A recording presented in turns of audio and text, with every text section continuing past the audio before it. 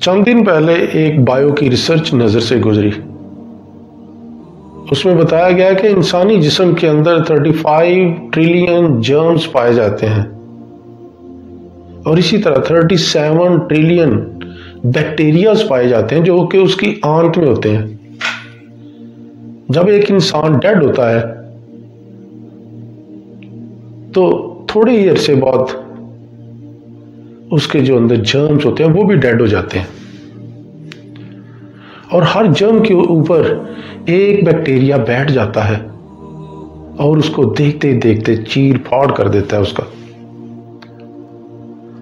اور اس چیر پھاڑ کی وجہ سے وہاں پہ جو بدبو اٹھتی ہے، جو اشتہا پیدا ہوتی ہے، اس کی وجہ سے جو ارد گرد کے کیڑے مکوڑے ہوتے ہیں وہ بھی اٹریکٹ کرتے ہیں، وہ بھی ادھر آ جاتے ہیں اور دیکھتے دیکھتے اس انسانی جسم کو ہڈیوں کا ڈھانچہ بنا دیتے ہیں. صرف ہڈیاں پڑی ہوتی ہیں، گوشت وغیرہ نہیں. اور اگر دیکھیں تو مٹی کے اندر بہت سے ایسے اجزاء ہوتے ہیں جو ان ہڈیوں کو بھی ختم کر دیتے ہیں وقت کے ساتھ. ہم نے یہ بھی سنا ہوا ہے کہ فلاں جگہ پہ قبر کشائی کی گئی تو 15 سال بعد وہ ایک حافظ قرآن کی جو قبر تھی اس کے اندر سے کفن بھی بالکل ویسے ہی تھا، چہرہ بھی نورانی تھا اور وہاں سے بڑی خوشبو آ رہی تھی.